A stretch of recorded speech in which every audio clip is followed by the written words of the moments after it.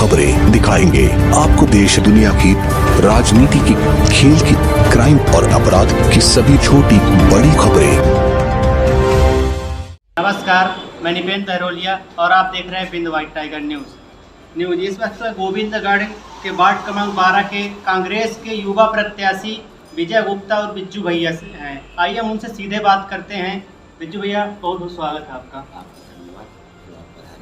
बिज्जू भैया, गोविंदगढ़ में आप कौन कौन से ऐसे काम किए हैं जो आप चुनाव मैदान में? मैं गोविंदगढ़ की समस्याओं को लेकर लगातार 20 वर्षों से, चाहे वो स्वास्थ्य की समस्या रही हो, चाहे रोजगार की समस्या रही हो, चाहे नगर पंचायत की भ्रष्टाचार की व्यवस्था रही हो, सभी बातों को लेकर आंदोलन, प्रदर्शन और अपने शासन प्रशासन तक मांग रखने की कोशिश हमारी ओर से हमेशा की गई है। और इसमें प्रयास मेरा निरंतर जारी रहा है कि कुछ न कुछ ऐसा हो कि जिससे लोगों का भला हो, गोविंदगढ़ के लोगों को। और मेरे द्वारा कहें तो हमारी पूरी टीम के द्वारा तालाब सफाई अभियान का 2 बार, आज से 11 साल पहले कम से कम 45 दिनों का हमारा अनशन, प्रदर्शन और सफाई अभियान का पूरा अभियान चला, जिसमें शासन प्रशासन दोनों इंटरेस्टेड हुए और हमारा 2.5 करोड़ का बजट सेंक्शन हुआ।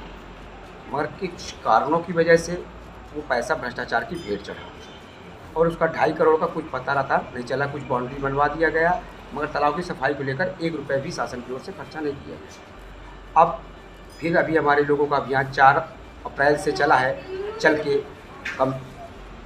वो 10 जून तक हमारा लोगों का अभियान चला, जिसके कारण शासन प्रशासन के ऊपर दबाव बना और 5 करोड़ 98 लाख तालाब के सौंदर्यीकरण और गहरीकरण के लिए शासन द्वारा स्वीकृत भी हो गया है, जिसका भूमि पूजन भाजपा सरकार के मंत्री आदरणीय राजीव शुक्ला और इस क्षेत्र के विधायक आदरणीय नागेंद्र सिंह द्वारा किया गया है। मगर उसका काम अभी भी चालू नहीं हो पाया है। उनके द्वारा बताया गया है कि इसका टेंडर निकल चुका है, मगर अभी हमको विश्वास नहीं हो रहा है कि 20 वर्षों से जो तालाब की और इस नगर की हमारी उपेक्षा हो रही थी, वो हमारी आस जो लगाए बैठे थे हम लोगों ने, उसका काम चालू भी होगा कि नहीं होगा, अभी थोड़ा संशय है।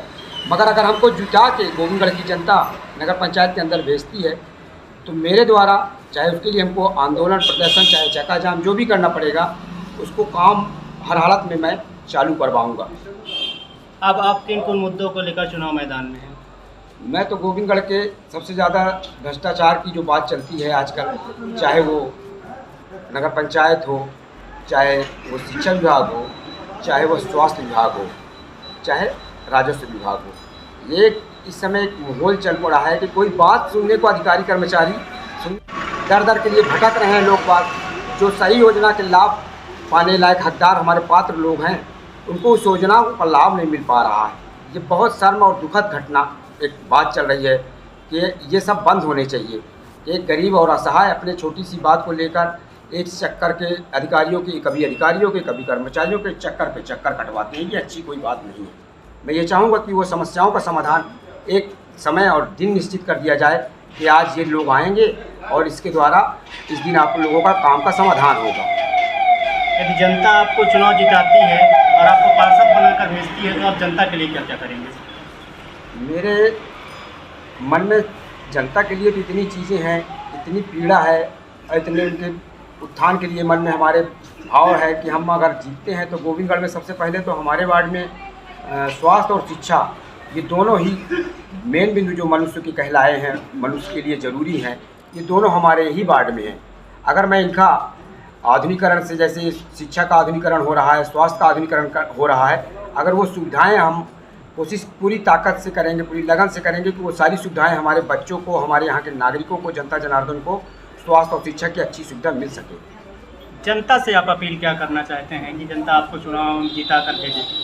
मैं जनता से अब अपील नहीं, उनसे आशीर्वाद चाहता हूँ कि इस बार मैं लगभग 20 सालों से इस नगर की बात को, नगर की समस्या को हमेशा उठाए हैं। अगर हमको अंदर भेजती है तो हमारी बात अगर विश्वास हो उनको, तो शासन प्रशासन पे हम ज़्यादा ताकत से रख पाएंगे और उन मुद्दों को लगातार लड़ के उसको सफलता दिला पाएंगे अगर भेजती है तो।